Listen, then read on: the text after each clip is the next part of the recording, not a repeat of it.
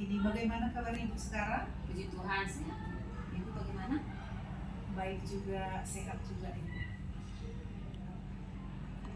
Baik, saya minta waktunya sebentar ya Ibu. Hari ini kita akan melakukan percakapan pasca observasi. Bisakah Ibu? Oke, terima kasih. Pada praktik coaching hari yang lalu, kita sudah menyepakati bahwa setelah kegiatan observasi di kelas saat itu mengajar, Ibu sudah mengajar, kita akan melakukan percakapan pasca observasi. Begitu Kak Bu? Iya, betul. Oke, terima kasih Bu ya. Baik, kegiatan percakapan pasca observasi ini tujuannya adalah untuk membantu Ibu MG melakukan refleksi terkait pelaksanaan pembelajaran yang sudah dilakukan dan yang sudah saya observasi. Kemudian rencana aksi pengembangan diri yang akan Ibu lakukan terkait peningkatan kompetensi pembelajaran yang berpihak pada murid. Ya Ibu? Ya, saya ingin mengetahui bagaimana perasaan Ibu setelah melakukan praktek mengajar yang kemarin itu. Ya Bu, sebelumnya saya berterima kasih kepada Ibu yang sudah memberikan waktu, meluangkan waktu untuk mengobservasi saya secara akademik di kelas. Secara pribadi Bu, saya dengan senang hati atas kehadiran Ibu. Biarpun memang di awalnya ada rasa grogi, ya saya takut untuk melakukan kesalahan, tapi karena saya tahu tujuannya untuk mengembangkan atau menguji mental saya, melihat bagaimana kemampuan saya mengelola kelas gitu, khususnya kemarin bagi berdiferensiasi, saya tertantang gitu, saya dengan senang hati saya menerima yang kelemahan atau kekurangan yang saya miliki gitu Bu. Jadi saya senang sekali Ibu bisa ada waktu dengan kelas saya.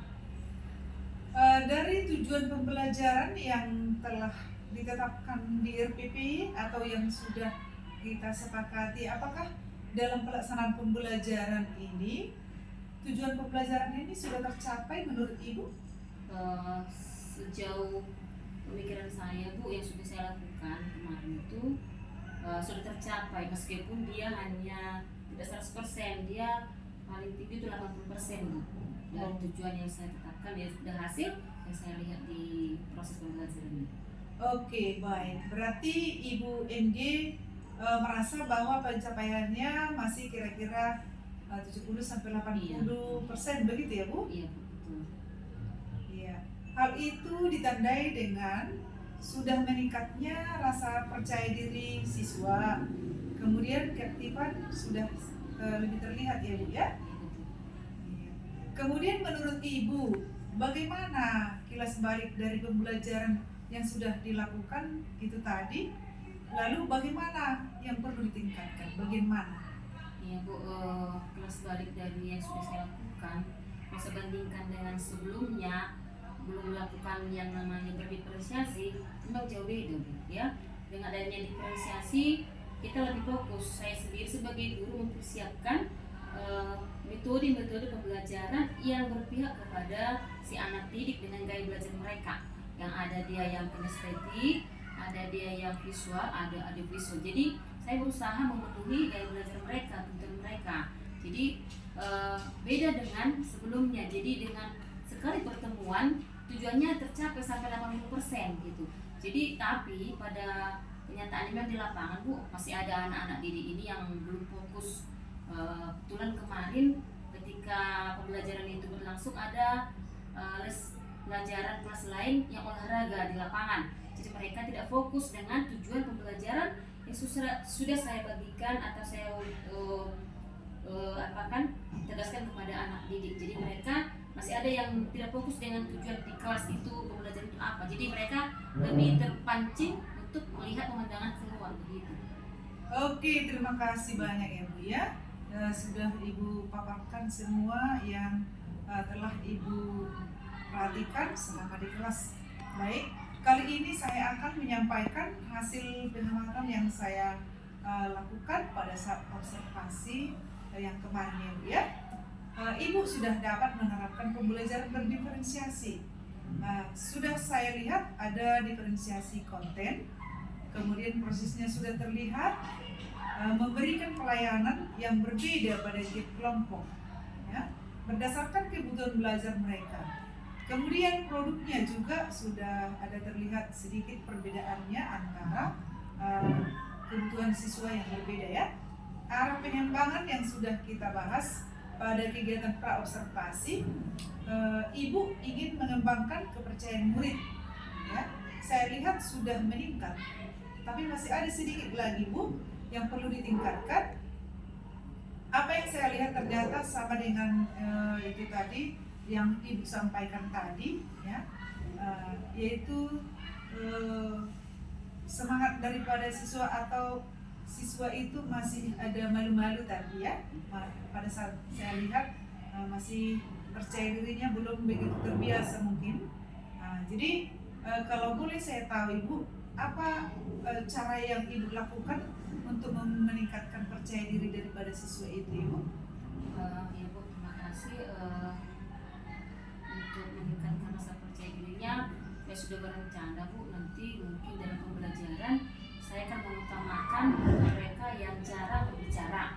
Contohnya ketika berkelompok, nanti saya percayakan bahwa mereka akan menjadi peran utama dalam kelompok mereka. Misalnya dia sebagai moderatornya, yang dulunya pendiam, dia punya tanggung jawab untuk memimpin kelompoknya. Jadi ada rasa tanggung jawab di kelompoknya dan dia merasa dipercaya gitu. Jadi ketika anak itu kita kasih kepercayaan, ada kebanggaan tersendiri bagi dia gitu. Yang selama ini tidak diakui temannya, karena gurunya memberikan tanggung jawab, dia akan berusaha dengan baik. Saya yakin akan bisa.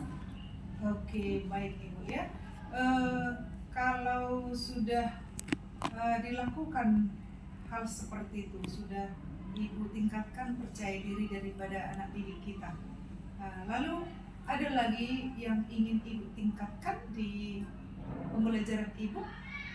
Pasti Bu, sangat banyak yang perlu ditingkatkan, khususnya dari saya sendiri juga perlu lebih dalam memahami bagaimana sebenarnya minat belajar anak-anak itu, kemampuannya, dan juga boleh dikaitkan dengan kegiatannya sehari-hari di rumah gitu, apa motivasi belajarnya.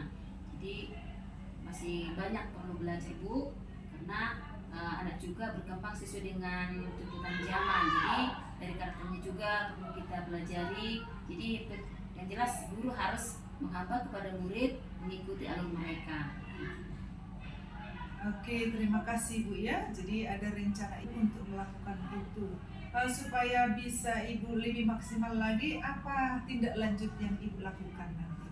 Ya, supaya lebih maksimal Bu, tentunya saya harus berkolaborasi dengan guru sebagai kepala sekolah, rekan-rekan sejawat, dan juga harus tetap belajar dari namanya media pembelajarannya, dari internet, dari PMN Bu khususnya. Misalnya tersedia berbagai contoh-contoh yang boleh kita ambil. Baik, luar biasa Ibu, luar biasa sekali. Walaupun sudah baik pelaksanaan observasi yang kita lakukan ini, tapi masih ada rencana Ibu untuk meningkatkan kompetensi dari Ibu, baik itu melalui rekan sejawat, melalui kolaborasi dengan rekan, kemudian melalui media-media yang lain, termasuk juga melalui PMM, Ibu, ya. Oke, terima kasih Bu. Ini melakukan tindak lanjut ini kira-kira kapan yang akan dilakukan lagi ini, Bu?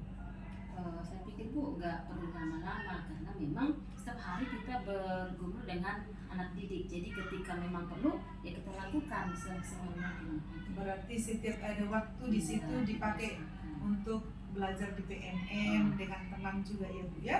Oke, luar biasa sekali Bu. Terima kasih Ibu, ya. Mohon maaf jika ada perkataan saya yang kurang berkenan terhadap Ibu melakukan observasi sejak praobservasi, observasi, dan setelah pasca observasi pada saat ini. Semoga semakin sukses ya Bu. Ya, saya juga ucapkan terima kasih kepada Ibu sudah memotivasi saya. Dengan coaching seperti ini saya termotivasi Bu. Ternyata ya enaknya cerita, saya lebih leluasa Bu mengambil sikap untuk menyelesaikan masalah-masalah yang ada di kelas. Oke, terima kasih. Bagaimana perasaan Berarti perasaan ibu seperti apa sekarang ini ibu? Saya merasa lebih rileks Bu ya. Kadang masalah itu kita pendam sendiri, kita tidak ungkapkan kepada teman, kayaknya ada beban gitu. Tapi ketika ada seperti ini, curhat lah namanya Bu ya, bisa tersalurkan lah gitu, dan lebih tertantang lagi. Ternyata yang saya lakukan itu rupanya di positif ya, positif oleh teman-teman, khususnya ibu sebagai masalah itu. Oke, terima kasih ibu, sukses selalu ibu ya. Oke.